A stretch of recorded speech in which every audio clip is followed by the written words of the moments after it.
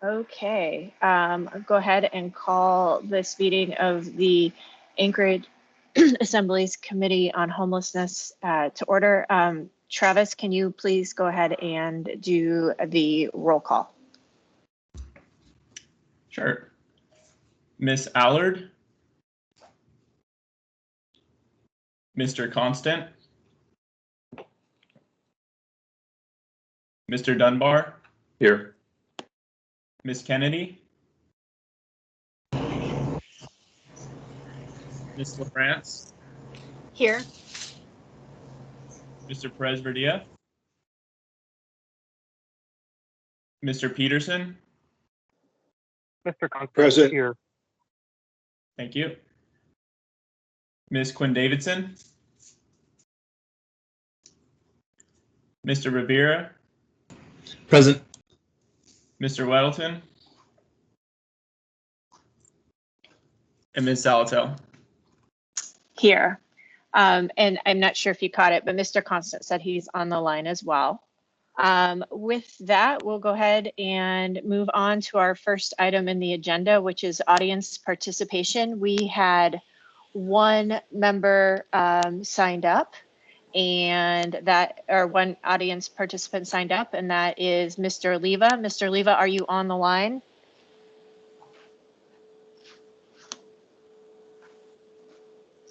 And I believe it's *6 to unmute if you're on your phone.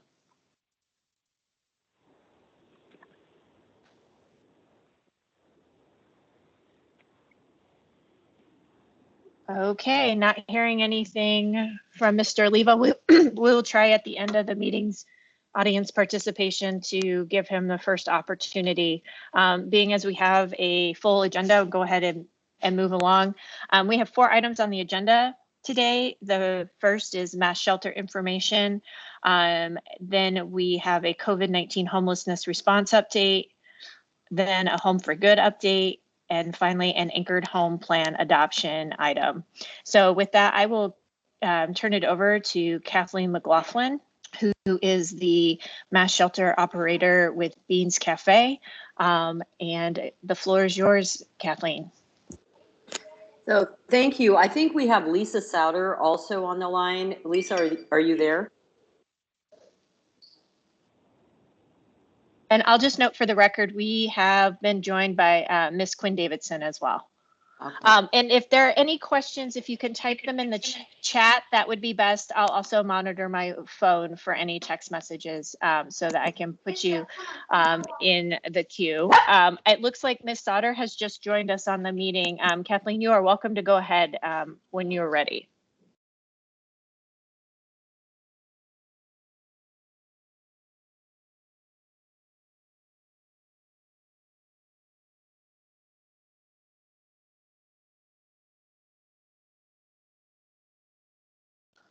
Kathleen, Lisa, are you guys ready to go ahead? You know, it's so funny. I started off and I said some of the most brilliant things. You must have been on mute, a classic 2020 move. Yeah. Okay, if you could please start again, that'd be fantastic. Yeah, so we have Lisa Souter on the line. She had a PowerPoint that we wanted to kind of breeze through real quick before we start kind of getting into the kind of the meat of the operations. Lisa, did you want to start? Yeah, that'd be great. Did you get that over to Meg? Can somebody put that up on the screen so everybody can see it for me? Travis, did you get that PowerPoint? Could you put that up on the screen for us? And I'd also note that we've been joined by Miss Kennedy. Yes, give me 1 second. Okay. Great. While he brings that up, Lisa, if you'd like to go ahead and give us a short introduction, and we'll have it up momentarily. Sure, that sounds great. Yeah, we're really pleased and honored to be able to chat a little further with the committee. You know, we've been participating and partnering with this group in particular for quite some time, so we appreciate the opportunity to talk a little bit more focused on COVID response and the mass emergency shelter at Sullivan Arena. I think by most all measures, it really has been a very successful partnership between the municipality of Anchorage and Beans Cafe. I think that there's been a lot of really great lessons learned that can be adapted and moved along with the next kind of iteration of engagement centers and shelters. And oh, great, here's our slide. So first slide, obviously just a overview slide. So if we want to go ahead and go to the next one. So this is just a quick kind of couple stats about the mass emergency shelter. Some additional background that I'm sure most of you are aware of. Initially, we opened up in the Sullivan Arena and then expanded to the two sides of Ben Boeke. At one point, we had a max capacity of 480, but we weren't getting close to those numbers. And so the community's will was for Ben Boeke to be returned to the community for use as its primary function for ICE. And so that was done, and we consolidated into the Sullivan Arena with a capacity of 350 on cots and max capacity of about 370 using, it should be say utilizing mats, not cots. I apologize for that typo. One of the main things that the Sullivan does allow for us is having specific areas for different populations. So we have a specific area for couples, for men and women, and for LGBTQ folks, and some elders and others that have maybe some sensory issues and just don't do well in kind of a larger, wider open space. So that's been, I think, really productive and has helped to keep everybody a little calmer and give people their space and help them feel safe and secure in shelter. I think that's really important to note. Just some of the general client services that are provided at the shelter.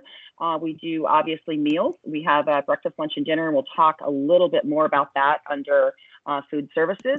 But we do have food available for clients anytime they enter into shelter. If they come in at 1 a.m. Because they're new to the shelter and we have space, then if they are hungry, we absolutely provide them with a meal. So we're moving to more of a meals on demand service as well. We are providing 60 to 80 showers per day, 7 days per week. This is a huge benefit to clients. Even those that aren't staying in shelter, we find will come in and engage with us for the meals, for the showers, and for the laundry service. We're doing laundry now internally. We have hired staff to oversee that and do that for the guests, for our clients. The towels used for laundry service do go out because while we have a commercial washing machine, it is residential size. We really can't even hardly keep up with the volume of just doing clothing for clients. And there's no way we could do the towels with the equipment that we have right now. So next slide, please. And really briefly, Mr. Weddleton and Ms. Allard have joined us. Thank you. Great. So again, talking about some of the other services available, medical services on site include 24-hour medics, which have been, I think, hugely helpful in not only screening for COVID, making sure everybody that comes in the door, their temperature is checked, they're asked a series of questions, and that's whether they're staff, contract employee, or guest staying in shelter, or those just coming through to use services for meals, showers, or laundry. We recently now have added the COVID testing on site through a contractor with the municipality. Currently, we're doing weekly, but because our numbers have been really, really low on positives, we will most likely be going to every 2 weeks. And then we have the medical clinic that was stood up recently that is providing primary care and referrals for additional services that people would need. And that is open Monday through Friday and is a partnership with South Central Foundation, the Providence Health, and Anchorage Neighborhood Health Center. And we've got some behavioral health resources that should be coming online, hopefully on site through Providence as well. So really amazing partnership. We're also working with the clinic at Brother Francis Shelter and Covenant House, with South Central Foundation being the primary provider for all three of those clinics. It really provides some good continuity for folks experiencing homelessness to have access to primary medical care, which of course keeps people out of the emergency departments and utilizing the most expensive medical treatment you can get. Another big focus at the emergency shelter has been the access to navigation services and our resource hub. We initially started this in the parking lot with a number of providers on site, which has just really been the difference. It's the deal maker. Having partners have staff on site to deliver services to clients basically on demand has been probably the biggest change in structure from what we've been able to do at Beans Cafe previously when we ran engagement programs and navigation. just having more navigators and having the partners on site made a big difference. And I'll talk about that a little more when we get to navigation. Another thing that you all may or may not be aware of, we have launched a workforce and housing pilot program called Shelter to Success. And what we're doing is taking clients that are working as active volunteers with us in shelter currently, which we have volunteer programs that help with the cleaning and with the food service distribution. And so we're finding those folks that are really work ready and able to work right now today, and going through a little training with them. They are then able to move into a step down housing payment model that we have set up. And right now we have 6 participants that we've employed that were clients of the shelter who have now moved out and who are working for us and are on their way to being self-sufficient. So next slide, please. Some challenges. I think this is kind of an area challenges / opportunities. I think we can look at it both ways. Right now, probably our biggest challenge is that we are now reaching capacity on a regular basis. And there is literally nowhere to send people to because Brother Francis is full. So we are working with Nancy Burke and Robin and others to determine, best course of action for those folks. And how do we start pulling some people out that are more work ready and could be successful in more of a transitional or bridge housing program. Finding placements for clients who their needs can't be met at the Sullivan. As a mass emergency shelter, we are not going to be the best option for everyone. We already know we can't effectively serve those with physical disabilities that can't use stairs. So those folks are typically served through Brother Francis Shelter. They're also at capacity now. We also have folks that because of behavioral issues, addiction issues, other reasons, just we really can't serve them effectively at shelter. So for this, we've been working a lot with the mobile intervention team and others, but it's an ongoing challenge to make sure, again, that nobody goes unsheltered or without access to services. But as a shelter for 350 people, we can't accommodate every special need at this point. The laundry service continues to be a challenge. Again, we have a commercial sheet machine, but it's residential size. So just trying to keep up with the sheer volume of laundry for 350 people. I mean, I had 3 children. I can't even imagine. So it's an issue that we are working with the EOC and trying to figure out some options there. Bringing many initially contracted services in-house to reduce costs. And this was really more of an opportunity. We started with a large number of external security guards, which were fabulous and great to have on site, but it was very expensive. And as we try and find a sustainable model, we need to be cognizant of costs. And so we've now started a job training program through our own monitor program and partnering with Diamond Security. And they are training our staff to work alongside them, the professional security guards, as security officers. And we're ramping them up in training right now. And that's going to really bring down costs. And I think also de-escalate situations, because we're going to be advancing people into that side that already have existing relationships with the clients. And we've already seen that that is really helpful in diffusing situations many times. Sourcing and managing clothes and hygiene items. We have an ongoing need for especially underwear, socks, sweatpants, t-shirts, things like that. And we've had great response from the community, but I think most people by now have cleaned out all of their closets and don't have as many items to donate, and we're just not seeing enough donations to sustain the needs that we have. So we have been having to purchase items. We've raised some funds to do that, and some of it we've just taken out of general operating dollars to make sure that when people come in and they shower, they are offered, clean undergarments and clean clothes to change into. Improving community relations through the enforcement of our good neighbor policy. This is something Kathleen has been really focused on and has met with countless neighbors, as I know have Nancy and the CAP team and our security folks, really trying to be very transparent and very responsive to concerns of neighbors. And I know Kathleen has made some great inroads with this and developed some really good relationships with some of the neighbors. And it's, holding our clients accountable too. And if you guys don't have the copy of our good neighbor policy, that's something we can share with you as well. And then coordination of the nightly drop-offs of vulnerable clients to shelter. Many times over, the later hours of night and morning, folks are dropped off by APD or other providers or airport police. And many times we're at capacity, and they may be folks that have higher acuity and higher needs anyhow, and it's creating kind of an issue, I think, for us and for the neighborhood, because if we can't accept them into shelter, then they're going to be in the neighborhood potentially not doing what we'd like them to be doing. So that is another challenge opportunity that we are trying to address. Next slide, please.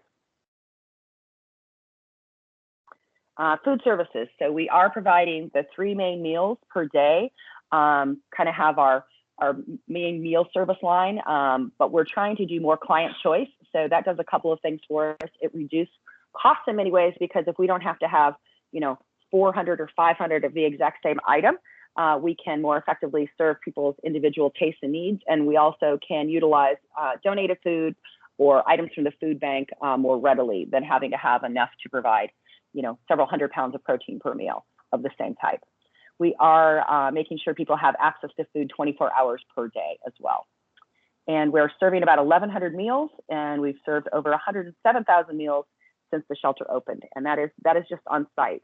We are, in addition to that, our food services, which is housed at the former Beans Cafe site. We've taken over the entire building in order to ramp up to provide for the production needed for this type of site. It's much different when you have to transport food off site and try and do individually sized portions versus more of the communal, large pans of food that we had traditionally done at Beans.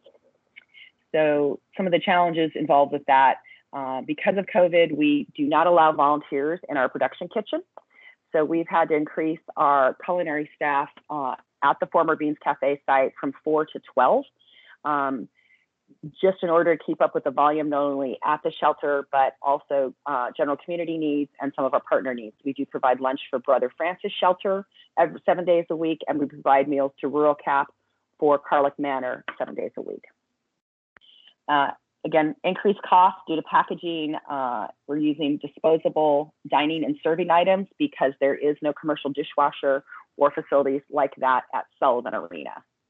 And of course, transportation of the food to shelter is a whole new thing for us. We're used to transferring some food to partners, but certainly not on the scale that we've been doing 3 times a day over to Sullivan. We also have put up firewalls in place so that we have a food services manager on site at the Sullivan that does not come to the production facility. We want to really keep that firewall up. We literally have our culinary staff from the shelter drive the truck over, back it up to the entrance door needed nearest the snack bar. The staff on site at Sullivan and client volunteers come out, remove the food from the back of the truck door closed, and back it goes. So there's no contact between staff in the food production facility and staff serving the food at the shelter, just so we make sure we don't lose our asset of our commercial kitchen facility. All right, next slide, please. Navigation services. This has been such an amazing opportunity for us to kind of re-envision what that can look like and grow many of the things that we had been trying to implement at Beans for a number of years. I think one of the biggest wins was developing a rapid intake form so that our navigation team can quickly triage clients and direct them to the appropriate resources and partners. This is critical because otherwise clients will wander around trying to figure out who they need to talk to. Partners are there trying to figure out who they need to talk to. And it creates a lot of wasted time and effort.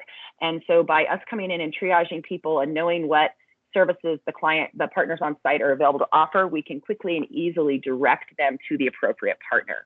We've done 870 for rapid intake forms, and that data is also entered into HMIS. So we're helping to fill out client stay information and more data so that we can help our partners as they move forward with providing services, at least not have to rescreen them on everything. The navigation team is 4 people, and they do guide the clients through the optional intake form. And again, it's optional at this point. I wish we had enough staff that we could do it on every single person that comes into shelter, but we're not there yet. We're working harder to hire more folks. We just brought on 1 additional navigator. We got funding to bring on an American Indian Alaska Native focused navigator through Cooking Lit Housing. So we're excited to get that position up and running soon as well.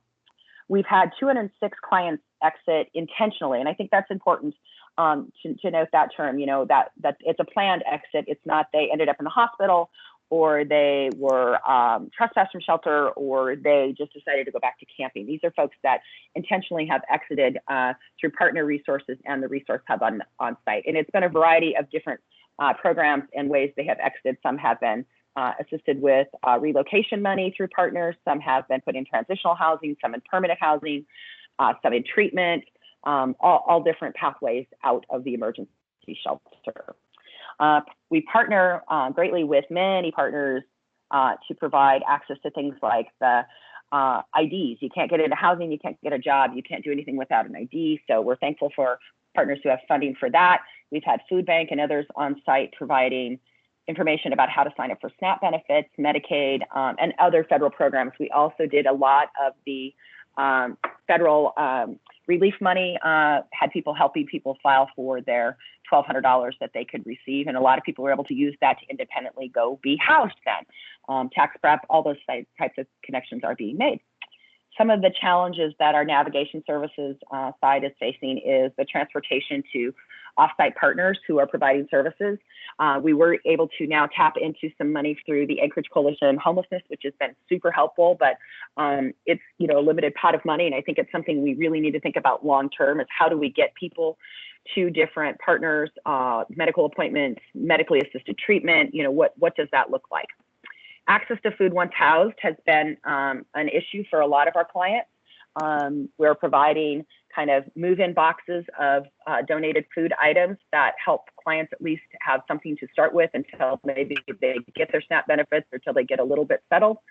We also do have a program designed for clients who need more support than that maybe either don't have a facility that they can actually cook in or a facility that, or their own facilities to be able to shop, prepare, and make meals for themselves. So that's something we have available and we've used with a couple partners, and that's been really helpful. Household items. Once people are housed, they obviously need, I joke, they need to at least start with, a fork, a shower curtain, and a towel, and hopefully a place to sleep. And sometimes just accessing those in the same time frame as being housed has not been seamless. And I think the more we can do of that, the better off the client will be able to maintain their housing. And again, availability of housing with various levels of support. We had quite a bit of funding, and I think a lot of that has been spent. So we've kind of seen a stagnation in people moving out of shelter because there's just fewer places and pots of money and resources for that at this current time. And I know there's discussions about some additional funding coming through to open that back up, which will really help move folks out of emergency shelter. Also, the availability of partners to provide the on-site services on demand for clients. This we really found was the key to helping those 206 people exit intentionally from the shelter. We've seen a lot of the partners kind of pull back from being on-site as they've resumed their kind of more normal operations and are back in their spaces offering services, but it creates a barrier for us that many of our folks have a difficult time managing appointments, transportation, getting to where they need to be at the appropriate time. So the more those services can be delivered on site, I think the more effective they will be. And I think that's about it for what we had kind of put together as just a quick, 30,000 foot view of some of the things that are being offered at shelter. And now I would just love to first have Kathleen jump in and queue up anything that I may have missed in this, and then we'd love to answer some questions and have some dialogue. So this is Kathleen. I just wanted to add a couple things. One of the things about the mass shelter that I think is key is that it has become a magnet for both people that want shelter in, as far as cots or now mats, unfortunately, and also as a way of people to connect with us through being willing to come in for laundry, showers, and food. As a mass shelter, we need to be inviting enough, but not want people to stay forever. And I think we have shown the community that we are the magnet. The weakness, as Lisa pointed out, is we can get a lot of inflow. The idea that we have last night, we now have 367 spots for people to sleep, and that's above capacity right now. We had to take over another area of the Sullivan that we were hoping not to have to use. my point is that we are becoming a magnet, and now we have to really be honest about how we're going to address the outflow of these people before winter comes. And I think we're all tasked to look at those options. I wanted to also point out that one of the benefits of the mass shelter is during COVID, we have done 4 mass tests. We did 163 yesterday, and we did 180 last week. Of the 180 COVID tests that we did last Tuesday, we only had 1 positive. We were able to immediately isolate that person and those that were around on an internal contact trace and send them to the guest house.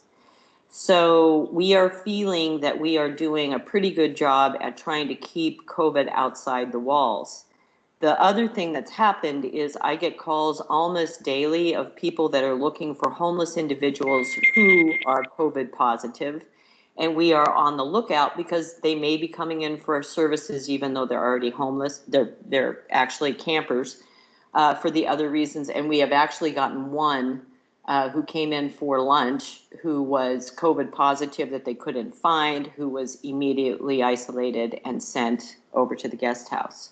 So I think the safety net that the mass shelter has provided during these very uncertain times has been pretty laudable.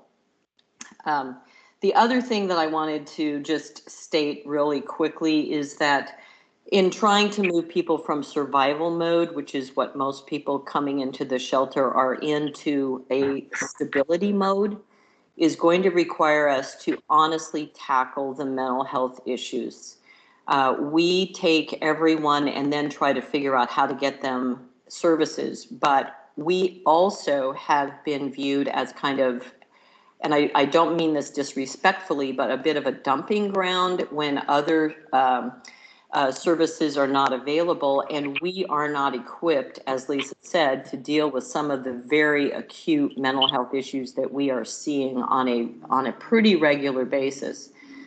So one of the goals that I have as the director of operations is to stabilize the environment, which we have done. But my biggest worry is if we're always bucking up at capacity and we have people with acute issues, that can unravel really quick. So we need our community's help in order to try to find a way to get people with acute needs out of shelter as quickly as possible, because they do, it's like one drop of poison in a lake can really upset the entire lake. And one very, very disruptive client in a mass shelter at the arena can disrupt the culture and the safety for others. So we need to be aware that the more that we are at capacity, that is a higher risk we're going to address. And with that, I'll be open for questions, as well as Lisa. Thank you, Kathleen. Thank you, Lisa.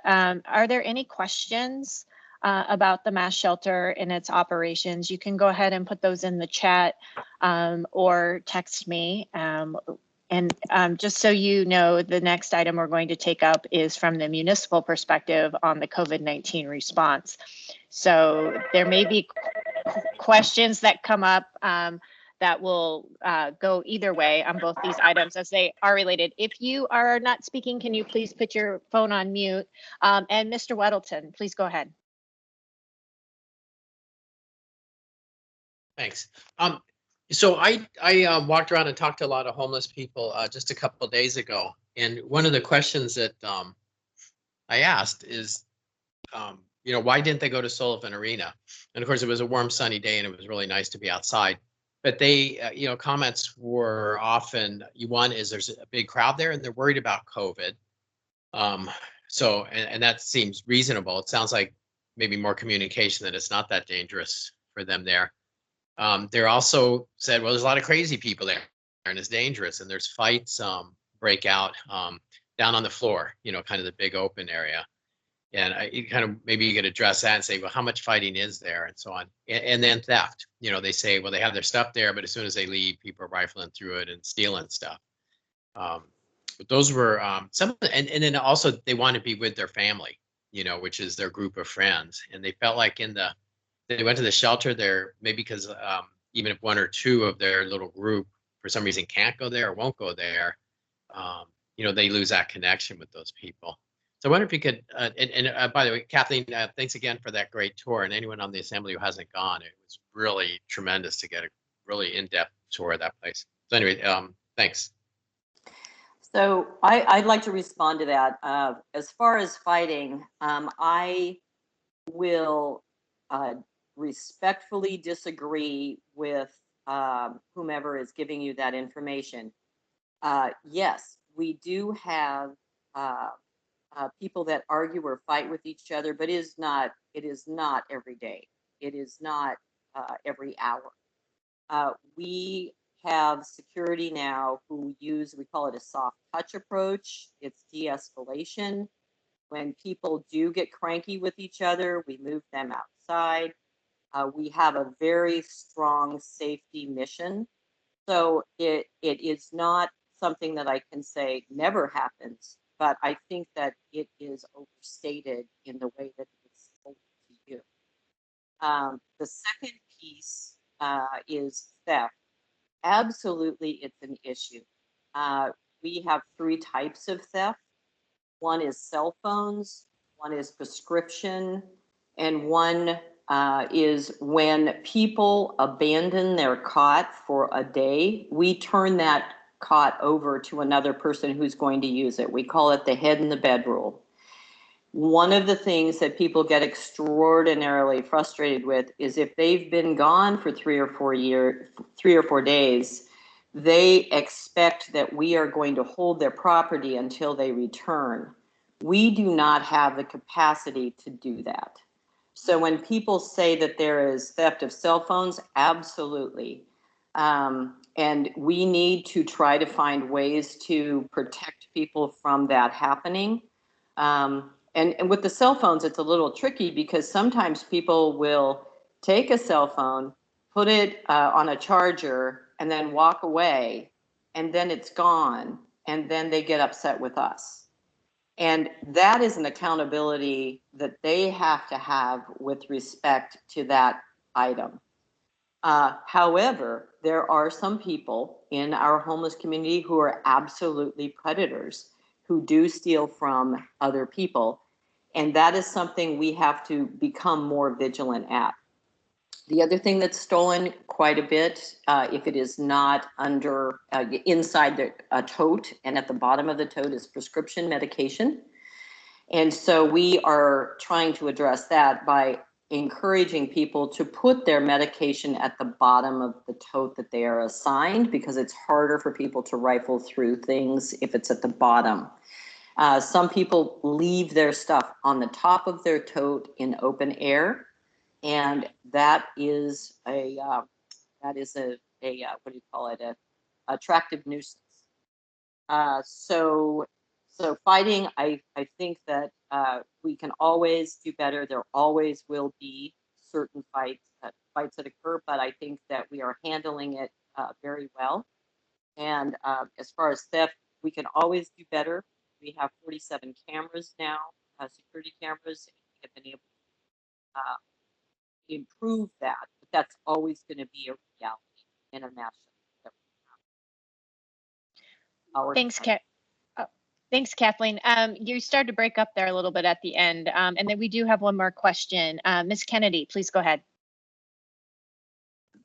Thank you, Madam Chair. Thank you for the presentation. That was really very informative and detailed, so I appreciate that. My question is in regard to volunteers. I know you mentioned that there were, you're not using volunteers, and I'm assuming that volunteers were a very big part of a lot of the other shelter and food services in the past. And so my question is in regard to the fact that I'm sure there are people out there who really do want to volunteer and on a relatively consistent basis. And so have you had any discussions about how to actually use volunteers, maybe overcome some of the hurdles that make it a challenge right now? And what would be a way of possibly using those volunteers? And then, of course, saving costs and getting people in there that just really want to be there to help. So thank you. I can answer that one, Assemblywoman Kennedy. Thank you so much for the question. It certainly has been a big departure for Beans because, as I'm sure many of you know, we have been so volunteer workforce based, both with clients and with community volunteers. It's been really a huge change in our business model to not have those volunteers in our commercial kitchen facilities. The main way right now that we're engaging volunteers is that we have a weekly pantry pack opportunity at the former Sam's Club warehouse on the east side. And we have about 10 volunteers a week that come in and do that on a regular basis. We're also asking people to, do many food drives if they can, or clothing drives within their kind of bubble, or however they're comfortable doing it.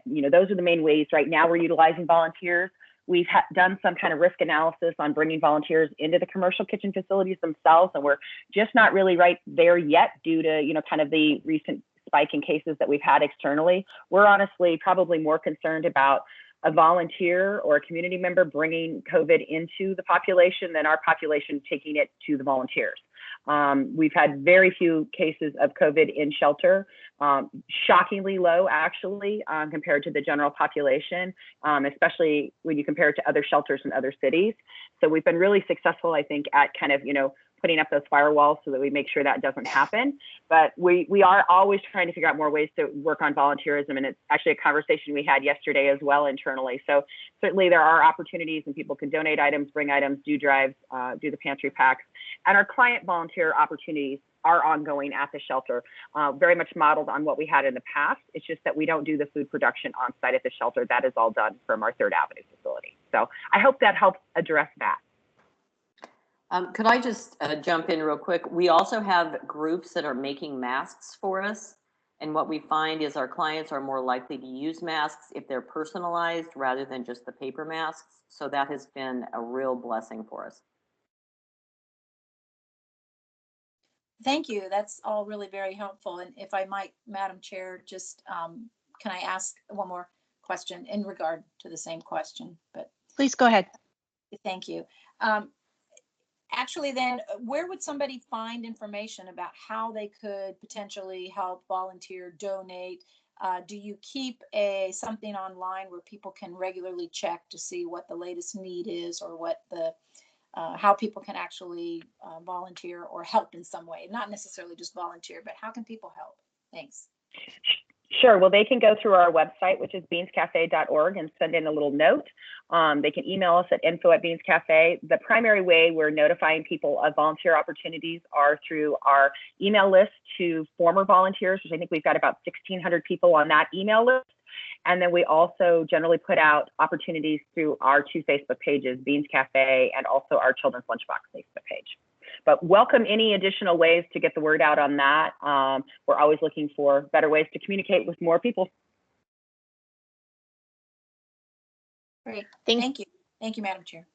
Thank you. I hope Lisa and Kathleen, you'll remain on the line, but I'm going to turn it over now to Deputy Chief of Staff, Chief of Staff, old habit, Jason Bockenstead, to give us a COVID-19 homelessness response update. Please go ahead, Jason. Thank you. And let me see if I can't get my screen shared.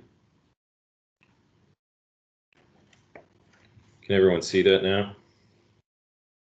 Yes. Okay. All right. So wanted to, first I wanted to start off by thanking Lisa and Kathleen and all of our other partners for all of the great work and partnership that they have had with us over the last 5 or 6 months. We certainly would not be able to do anything that we are accomplishing without them. So certainly want to extend our thanks to them.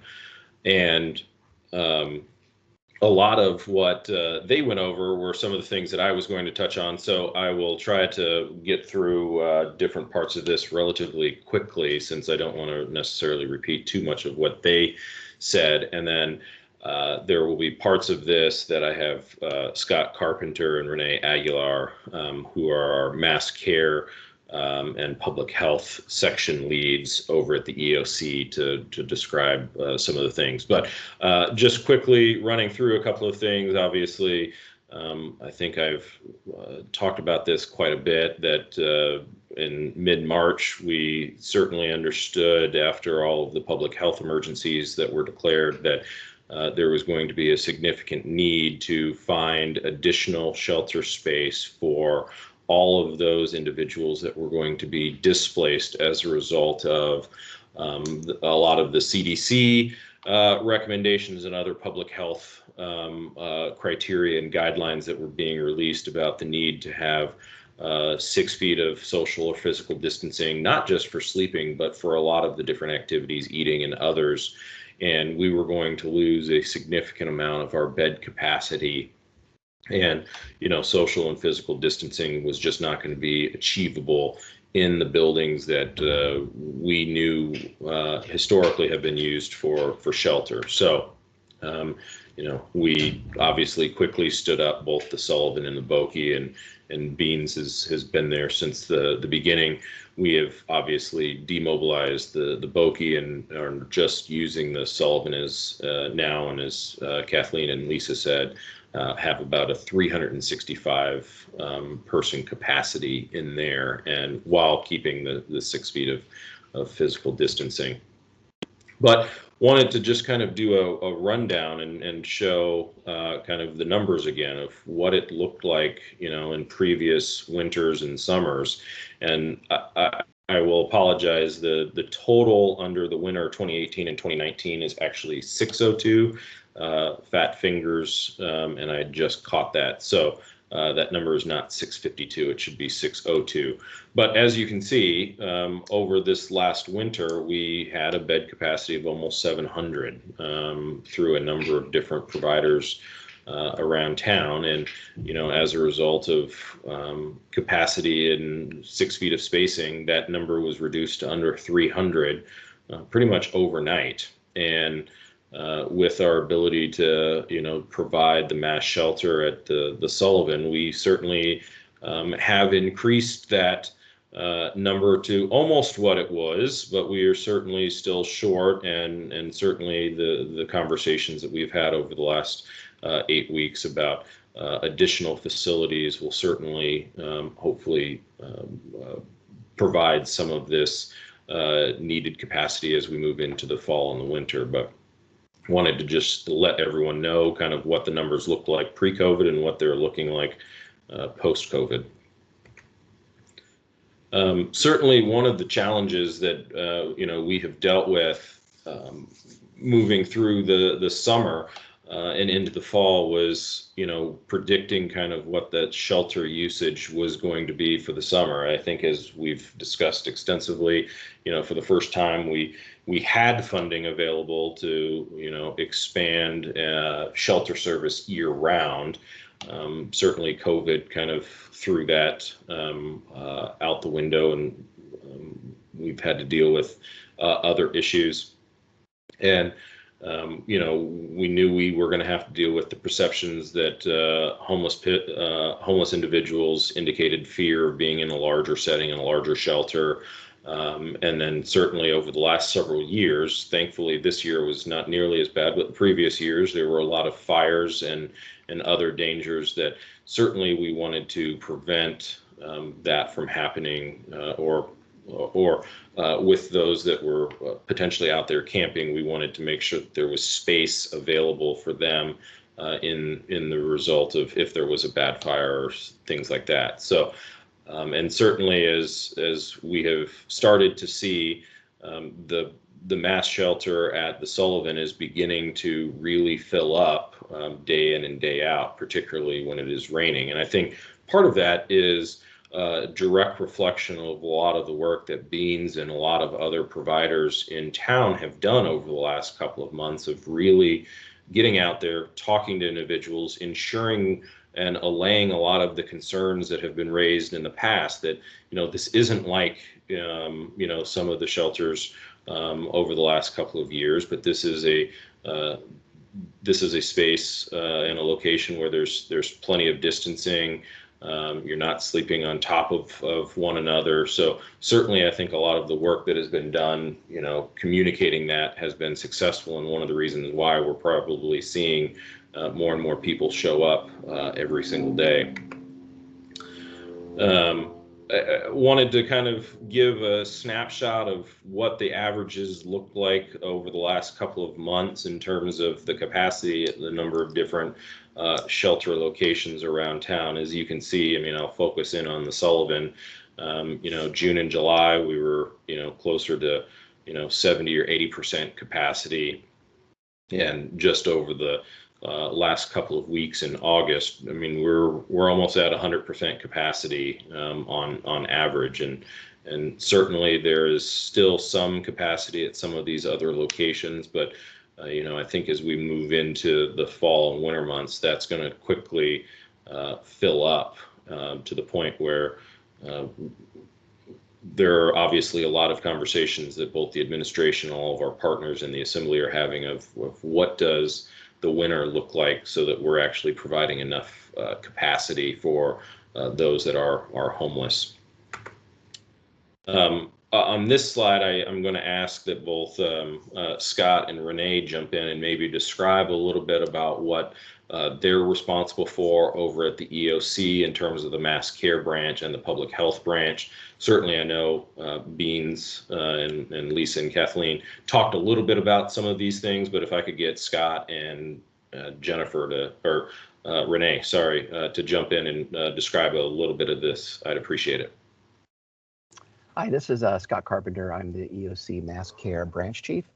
And simply put, the Mass Care Branch manages approximately 12 contracts to support these various functions. And those functions are the congregate sheltering for the homeless population within Anchorage, the non-congregate shelter or facility, which is our quarantine and isolation location. And you heard earlier, that's the guest house. And that's the opportunity to take folks that have been tested and don't have the results back yet, and quarantine them until the results are back. And then if those results are positive, to continue to isolate the individual with wraparound support services such as feeding and medical screening and case management until they're cleared to return back to either the mass shelter or to their other locations that they're sheltering, i.e. a home. We also, outside of the homeless population, we also support the increased risk population as defined with the CDC, that is folks with underlying medical conditions and folks that are at a certain age that makes them a little bit more susceptible to COVID-19. And we support them through the non-congregate sheltering if they are in a household with other COVID positive individuals and they don't have the capability to quarantine away from those folks. And then the third piece of this whole thing is our non-critical transportation.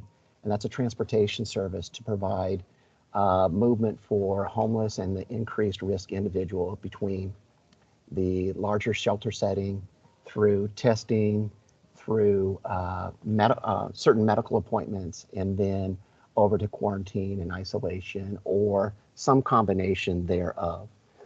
When we talk about medical appointments, I'll give you a good example. That would be, let's say, a dialysis patient who is COVID positive. The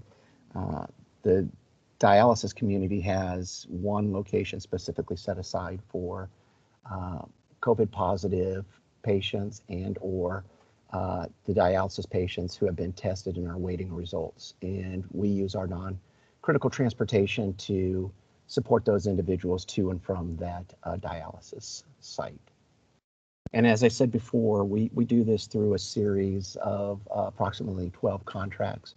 You heard Beans Cafe talk about the Sullivan in great detail, and that's just one of the few contracts that we manage here in the EOC. So pending any questions, that's what I have, and I'll turn it over to Renee. Thank you, Scott, so much. So I would just, this is Renee Aguilar. I'd also just like to share that currently I hold the position of Operations Section Chief here at the Emergency Operations Center. And so although I'll be speaking about the Public Health Branch, we have a very capable individual by the name of Driel Welch, who is the Public Health Branch Director. And so we wanted to basically be able to bring to you information that demonstrates in what way the Public Health Branch through the EOC is supporting this population. And so there's a couple of things. There's pretty much three main areas that the Public Health Branch is providing response efforts to right now within operations. One of them is ongoing support to the Anchorage Health Department in order to support them in being able to complete their contact tracing and contact monitoring efforts, which help to identify the community spread within our community in regard to COVID-19.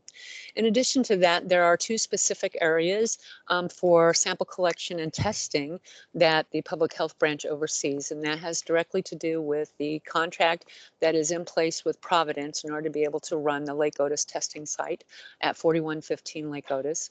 And in addition to that, a much more expanded capacity for sample collection and testing within our city, and that is with a contractor by the name of Visit Healthcare.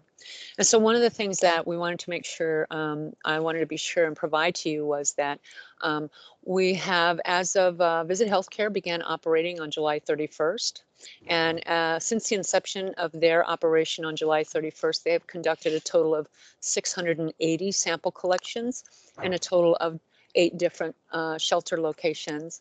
So 499 of those have been in the MOA operated shelter and 181 at our additional shelters.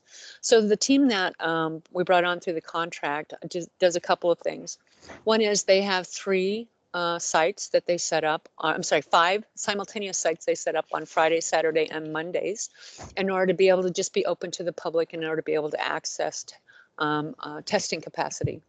In addition to that, there are teams that they put together at our request that will contact priority populations within Anchorage, and those are identified through CDC guidance and in cooperation with AHD and UAA.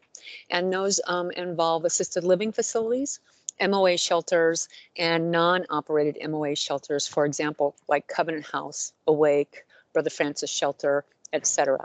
And also in addition to that, be able to make COVID-19 sample collection testing capacity available to our restaurant and bar workers, not by showing up on site in full peppers, but to be able to encourage them on which days and provide information to them on when it's available, and they can go to any one of those sites that are active and running and then self-identify through registration that they are a restaurant or bar worker in order to be able to receive the sample collection.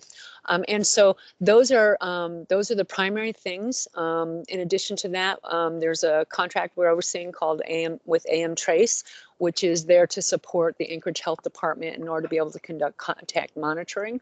So we're leveraging this contract in order to be able to offset the expanded numbers of individuals they are required to monitor directly related to COVID-19. And so by taking that off of their plate through a contract, we're able to free them up to do the more immediate urgent need for contact tracing, which helps to identify folks who have potentially been exposed to COVID-19 after people have been identified as being positive by COVID-19. So that's just sort of the bare bones of what Public Health Branch does, but definitely related to this population. We want to be sure that you are aware that we were able to provide those sample collection services to the shelters and to this population. If there's an outbreak, what basically occurs, or if there's a person identified through one of these sample collections as being a COVID-19 positive individual, at the request then of and in consultation with the health department, then subsequent scheduling is set up to be able to go back and do subsequent sample collections, with the basic recommendation being that we test and sample collect every week until there is 2 weeks without a COVID-19 positive within that population. So barring any questions, that's the information that I have to share with you about overall what the operations section is doing with the Mass Care Branch and the Public Health Branch. Thank you very much. Thank you, Scott and Renee. And just kind of moving on, I'll try to run through some of these. additional items. Certainly, Beans did a much better job of kind of providing kind of the additional services that are provided at the Sullivan, but a couple that I wanted to touch on were certainly there's a contract to provide 24-hour security on site, and we have also partnered with the Anchorage Downtown Partnership to provide trash cleanup and foot patrols in the neighborhood over the last several months, and that has certainly been a great partnership with them, and I think has provided some real benefits. So certainly appreciate all of the work that they've done. And then we also have Securitas providing additional kind of patrols in the area surrounding the Chester Creek Sports Complex, and then certainly additional hand washing and portable bathrooms to handle the volume of persons at the Sullivan. And then most of these others, either Scott or Renee or Beans have talked about, which was, during kind of the March through June timeframe, we had medical screening contract with OPA, and EMT presence, and then certainly we have shower attendance and meals on site, or 3 meals per day at the Sullivan. Again, one of the things that I know Lisa and Kathleen both touched on, but certainly something that I think as a community we're super proud of and excited, is the Community Resource Hub and kind of the safe space for the community nonprofits to come to where the individuals are. And we've had a lot of success in increasing the outflow to rapid rehousing and referral to other programs, and reducing the number of people that are at the mass congregate shelter.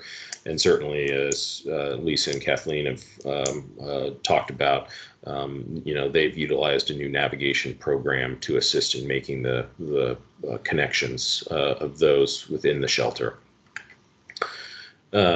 Again, just wanted to provide some numbers, and again, doesn't mean that these aren't up to date as of yesterday or anything, but just to kind of a summary over the last April to July.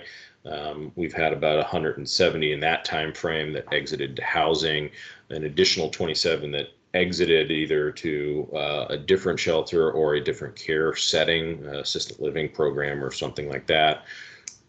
There certainly were some that returned to shelter, but that of that number, there were a certain number that weren't present in July, and certainly there are top housing providers have been CITC and Catholic Social Services, and working through there. So I know I saw that Forrest might have a question. I'm happy to answer that now or keep going. Please go ahead, Mr. Dunbar. Thank you, Madam Chair. The CITC housing program, what specifically is that? What kind of housing program is that? What's it called? I will have to get more details on that to provide you that answer. Is there anybody else on the call who might be able to answer that? I mean, I've heard of, NeighborWorks' programs. I've heard of a few others, Volunteers of America. I didn't realize CITC itself ran I know CHA has some. Is this Cook Inlet Housing Authority working with CITC? Does anyone know? This is Kathleen. I can jump in just briefly. Initially, the housing opportunities with CITC were hotel rooms throughout the city. As far as more permanent housing, I cannot speak to that. Okay.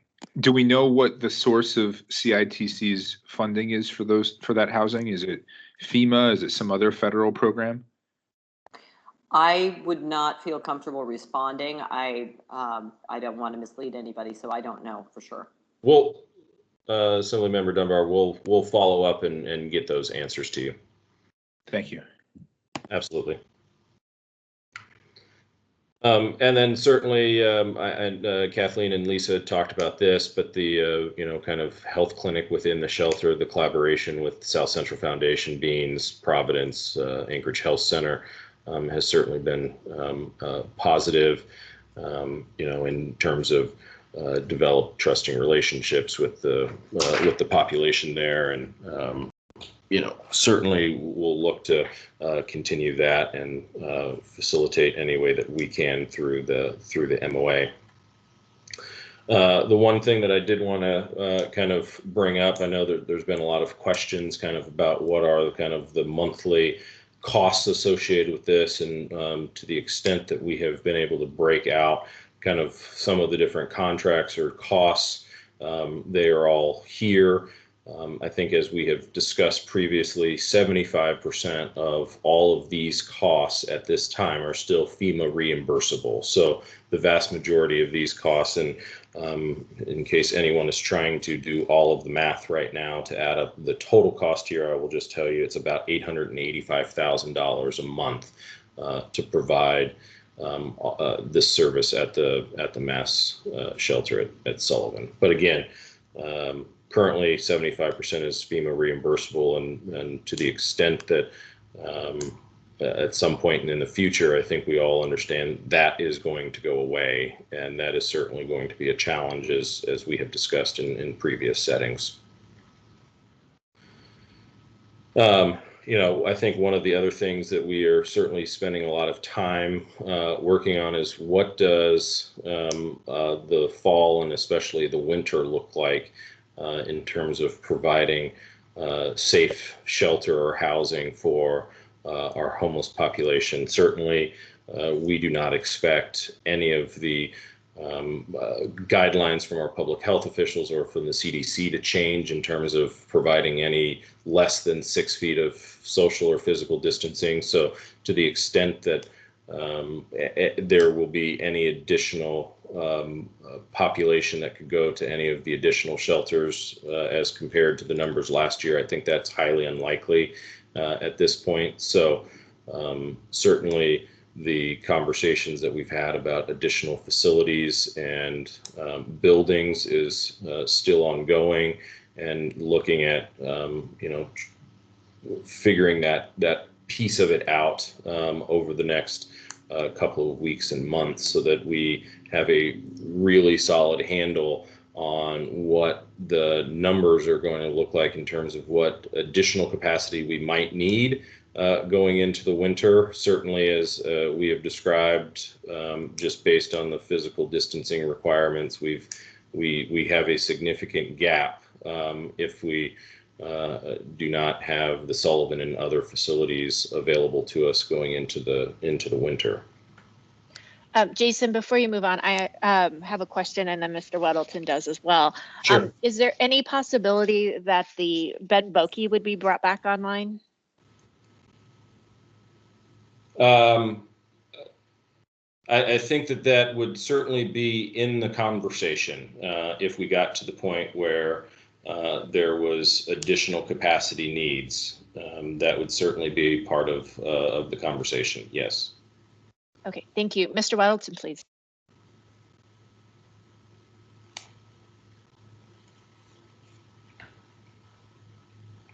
Mr. Weddleton, you might be on mute. Sorry, I thought I already hit that. Thanks. Jason, I think in any scenario, it sounds like we'd have to keep the Sullivan Arena open past December and perhaps even deep into spring. Is that, would FEMA continue to cover the costs, or what would we be looking at if we do that? And what is your sense? I mean, is this being shut down December 30th, or what's your end date? So certainly my understanding of the FEMA process is that we are eligible to get reimbursed from FEMA as long as there is a nationally declared emergency. And certainly that is still in place. But if that goes away, my further understanding of it is that we could still be eligible for reimbursement, but that is more on a month-by-month basis, and we have to continue to justify why we should be getting FEMA reimbursements for those costs, absent some sort of nationwide proclamation of emergency being in place. So certainly through the next couple of months. We certainly still anticipate being eligible for FEMA reimbursement. But past then, it will certainly be more of a question mark. To your other question, yes, I think it's certainly likely that, for the foreseeable future, the Sullivan Arena will be needed until there is, sufficient capacity at other locations that we hope to bring online between now and the end of the year, and, potentially even into the early part of next year. Okay, Thank please you. continue. We're running short on time. That is it. I am done. That was the last slide. Okay, great. Thank you. Any last questions for Jason before we shift topics? Okay, with that, I'm going to welcome Eric with United Way, who's going to give us a Home for Good update. Please go ahead, Eric. Thank you. And I just want to confirm you can see my slides here. Yes, thank you. All right, great. Yeah, thank you for this opportunity for the Assembly. This is a little bit of a refresher. The last time we spoke about Home for Good was, I believe, in March. And then I have a exciting project update to share with everyone. And this is really a little bit of a preview of information we're going to be sharing in greater detail with the Assembly soon. And I'll say that this project would not be possible without our project partners in the Mayor's office and at Social Finance Inc. And they really are our co-equal partners leading this project. So for a quick refresher, and I'll move through this pretty quickly. Home for Good is an element that supports the Anchorage's Anchored Home Plan. It is the provider of permanent supportive housing that we're trying to launch here to address what the Anchorage Coalition to End Homelessness has recently identified as one of the high priority gaps in Anchorage for 2021. And in the gap analysis that ACEH recently published, it identified a 700 unit gap in Anchorage for permanent supportive housing. And that includes 557 unit gap for single adults. And that's really the target population for the Home for Good intervention. Quick reminder that the eligibility for Home for Good sits at the intersection of three eligibility criteria. That is, someone has to have a history of recidivism, has to have a history of persistent homelessness, and has to be a frequent user of emergency services such as transports to emergency departments, arrests, shelter stays, and transports to the psychiatric hospital. Right now, or as recently as 2018, I should say, Agnew-Beck's study indicated that people at this intersection are costing those various response entities roughly $47,000 per person per year. And a recent analysis of data from the police department, the fire department, safety patrol, and our shelter information system estimates approximately 350 people in Anchorage who qualify for this project. That data determining eligibility will be updated on a quarterly basis. The overall goal for this project is, over the course of 3 years, to stand up 150 units of permanent supportive housing in the community. That's roughly half of people who would ultimately be baseline eligible.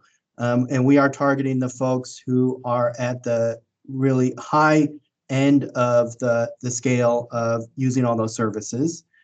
To be eligible, as I explained before, there's really three principal criteria. And one of the key aspects of this project is it uses a first of its kind funding mechanism that's pay for success. to array all of the funding necessary to enter into all of the agreements necessary to deliver the kind of services that experience shows are necessary for this historically hard to serve population to receive the wraparound services they really need to achieve stability in their lives and to end that cycle of jail, emergency transports, and shelter. The financing model starts with philanthropic donations, which come to the United Way of Anchorage. We enter into contracts then with the service providers to deliver services throughout the first year. Throughout that first year, data is being collected and reported to a third-party evaluator.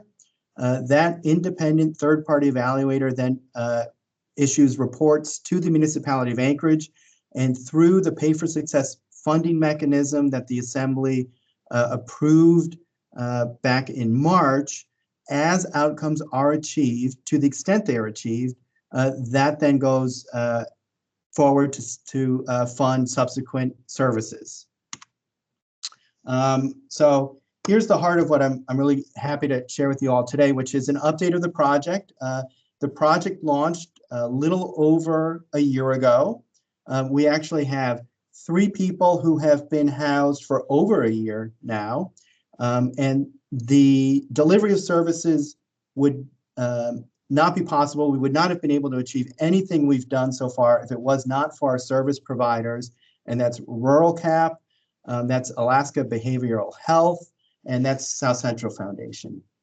So we have worked with those project partners, with the Muni, and of course with an array of specialists and consultants and technical advisors throughout the last year to really hammer out what it's going to take to make this work. As I think anybody who can picture the challenges of addressing the needs of some of the hardest to serve folks in the community can imagine, this is not a simple turnkey project. It really took us this year to figure out what the specific challenges are that service providers would face in delivering a kind and scope and intensity of service they may never have delivered before. I'll add that a key player in this has been the mobile intervention team, who meets regularly with our service provider case management teams to issue spot and identify problems and to think creatively about solutions. The mobile intervention team also manages that eligibility list we described before that will be updated on a quarterly basis. And that list, I'll add, is itself a one-of-a-kind success story of this project, which is it's the first time any entity in Anchorage has ever combined all the data from all those disparate sources to accurately identify people who meet all of the criteria who would be eligible for this kind of intervention. It was a complex series of data use agreements that satisfied everyone's concerns that allowed us to establish this eligibility list. I'll also add here that 2 issues that remain challenges, and I know they will, are finding units and making sure that we can continue working with all of the entities that provide subsidies to make sure that we achieve our housing subsidy level to continue making the project so that it remains fiscally feasible. Here we get into some of what I think are some of the exciting details of the project. So this is a recent snapshot of the history of the project over the last year. So of 47 people who were initially identified by the mobile intervention team, right now there are 26 engaged in case management, 11 who are either in outreach or they're actually still, the teams are out there in the camps, in the arena, wherever people may be, looking to find the folks who've been identified as eligible for the project. 9 people were deemed ineligible once we had more detailed background on their history, or were currently incarcerated of such length that we have effectively exited them from the project. Of course, if they were ever released from incarceration and were still eligible, they could be re-referred to the project, or they left the area. And unfortunately, we did experience the first person who was in housing and was receiving services who passed away. Of the folks who are in case management or in outreach, there are currently 17 in housing and 20 with housing pending. And if that housing pending number looks unusually high, that's because we have very recently made a large number of additional referrals to our service providers to reach out to new people. So that reflects a recent increase in enrollment. I will pause here just to go back in time and say that the last time we spoke about the project in March, COVID was just on the horizon, and I think in the course of our conversations at that time had started to be felt in the community. And I think the last assembly meeting where any vote took place about this project, it went from in-person meetings to distant virtual meetings. We at United Way of Anchorage and the Municipality and Social Finance, I'll say, were concerned that COVID might mean we could not enroll anybody new in the project, and the whole thing might get frozen in place until we knew what to do. Our service provider teams at Alaska Behavioral Health, Rural Cap, and South Central Foundation also were struck by this out of the blue. We had multiple conversations about PPE, how to deliver intensive wraparound case management and services to folks while maintaining social distancing. And I am astounded by the degree to which our service providers were able to step up to the plate and get on their feet and respond to this crisis in ways I never would have imagined when this first hit. And it is an incredible testament to what they are capable of doing and their dedication to making this work, that they not only were able to maintain what they had been doing, but then indicated to us that they were ready to enroll new people. That readiness to respond and continue enrolling is one factor that informs the fact that we are intending to launch the project this fall rather than waiting to the end of the year, which, as I said, I was quite concerned we might have to do. This slide is maybe the most exciting for me right now. This is very new data.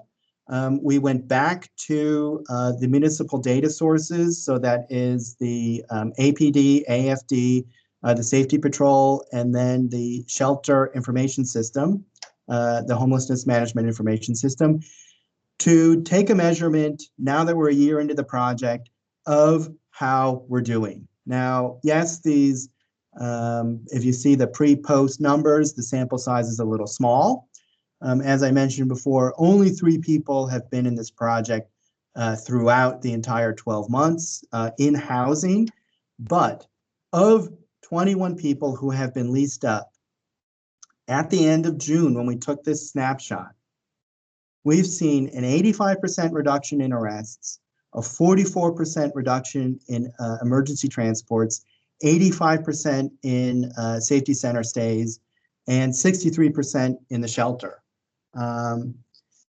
To make sure that we're comparing apples to apples, what we did was make sure that if we were looking at somebody who had been housed, for example, from December 2019 through June 2020, what we did was compare how that person had done on each of those 4 metrics in December 2018 through June 2019, so that if season was a driver, we were capturing that effect. These numbers are both, they're right on the nose of what we would hope to see. I mean, they really represent a incredible benefit for the community. I'll remind anyone who's paying close attention, all of these reductions without Home for Good would have been showing highly likely a 0% reduction. Before you move on, Mr. Constant, please go ahead.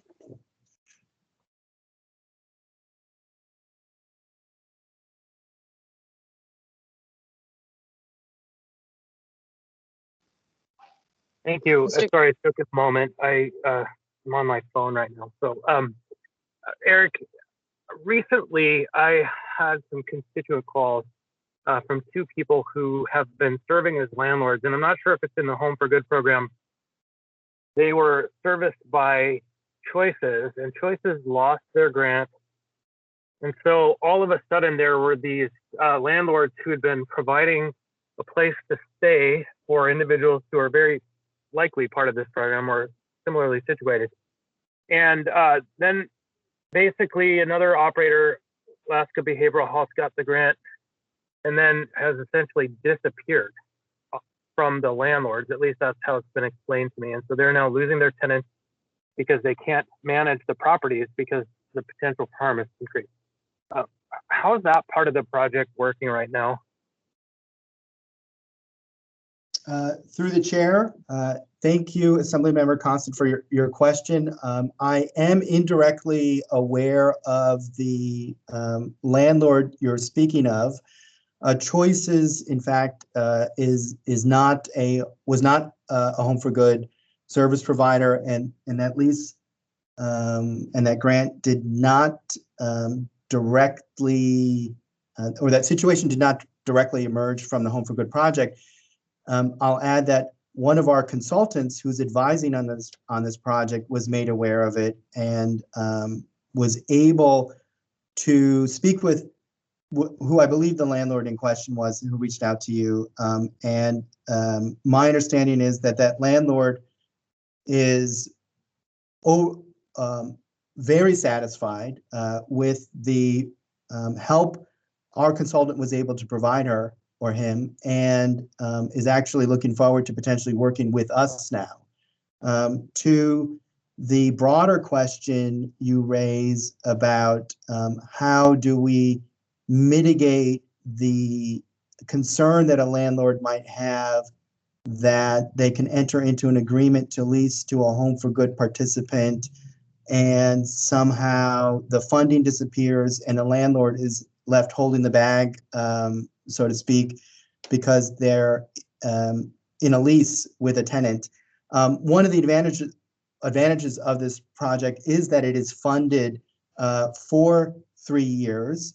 And during the 3 years, we begin mapping out the path 2 years, 4, 5, 6, and into the future, so that no lease we enter in today or during the first 2 years of the project actually extends over a cliff where a landlord would be exposed. And I'll add here that this is a little bit of a preview of conversations we hope to schedule with each of the Assembly members in the next several weeks, where we can go into a great deal more detail than time today allows. And the reason that is on the near-term horizon is one of the other updates we have for the Assembly is our Pay for Success contract, the structuring of how we intend to finance the 3-year project is currently under legal review, and we expect for Mr. Bockenstead and the mayor's office to reach out to the Assembly members very soon to start scheduling conversations where we can go into even more detail and address all these questions. So this is our invitation here today is quite welcome timing because we are not only ready to share this pilot update information, but have contracts ready to go, or I should say under review, but close to being ready to share so that we can seek the Assembly's approval of them so we can launch the project this fall. So we are really pressed for time. So if you have a few more quick things, and I'm not sure we're going to get to the last item on our agenda. Okay, thank you. In that case, I will very quickly move ahead here. And again, we can go into more detail about this soon, and we look forward to that. But overall, the project is budgeted at $12.4 million. We have assembled that funding through a combination of the municipality money and philanthropic dollars and anticipated Medicaid billing. And I'll add here, if you look at the note on the left, that this really is leveraged dollars. We would not, the money that we are seeking from the Assembly to approve that will be attached to this contract really is bringing in a large amount of money that helps us achieve the scale we need to achieve that we could not do otherwise. Just a quick snapshot looking forward, the outcome, we are going to ask the Muni to, the Assembly to approve paying for is going to be measurements of housing stability. Meanwhile, if you look at the very last bullet, we are going to continue measuring throughout this project the transports, the arrests, shelter stays, and the other factors I previewed earlier before. This is getting further into the weeds, and with time being of issue, I'll stop here to let anyone else ask questions if they have any, otherwise to cede the rest of the time. Okay, any questions before we move along? Let's give it a quick second. And these slides will be made available on the committee's website along with Mr. Bockensted's from earlier. So those who don't have access to them, that's where you can find them. Okay, we had one other item on our agenda, but given the time, and that was to review a resolution of the Anchorage Assembly adopting Anchored Home, the strategic action plan to solve homelessness in Anchorage for 2018 to 2021. I will just introduce that, and we likely won't have time to do much with it, but if we need to schedule a work session on the item, we can certainly do so. The idea, it came to light that we had not adopted Anchored Home like the Assembly has adopted the Climate Action Plan or other plans. So this is to that end. So that's really all. We wanted to have the language before the committee before we took it up as a body, and if we need to schedule a work session, we can certainly do so. With that, with the last 3 minutes remaining, if there's no objections, I'd like to jump to audience participation to see if we can catch Mr. Oliva, who had signed up for initial audience participation and wasn't on the line. Hearing no objection to that, Mr. Oliva, are you on the line? Yeah, no, I'm here. Okay, you have 3 minutes, and that's exactly how much time we have left. Please go ahead. Okay, I'll talk fast. Back in March, they were supposed to have on the agenda the report of the Agnew-Beck study on the parcels to be purchased, my parcels, and they had a recommendation to buy. I have a letter of intent.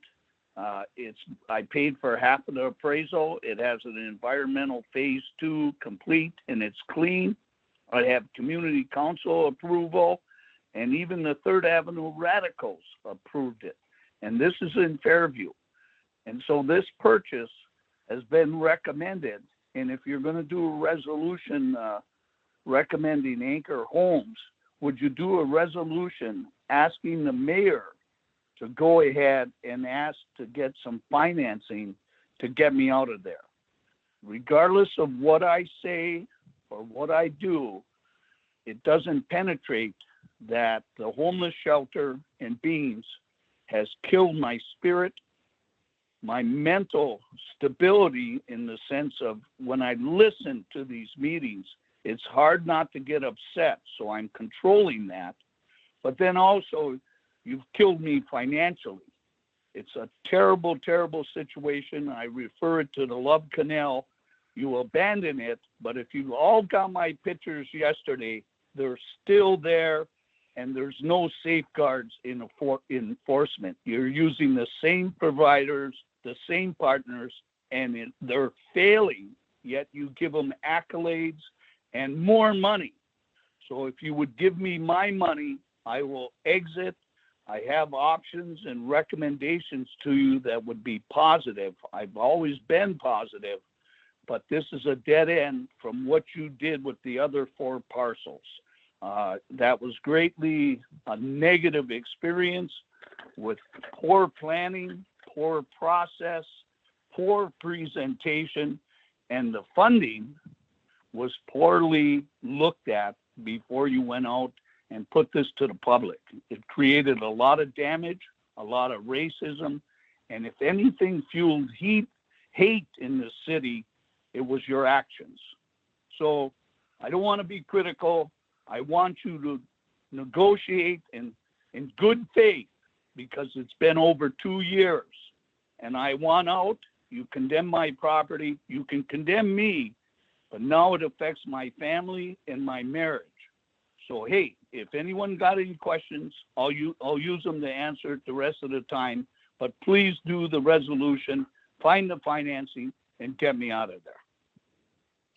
Thank you, Mr. Leva. I see no questions. And with that, I'll ask if there are any quick comments, and then with that, we'll need to adjourn. Any comments from the committee members?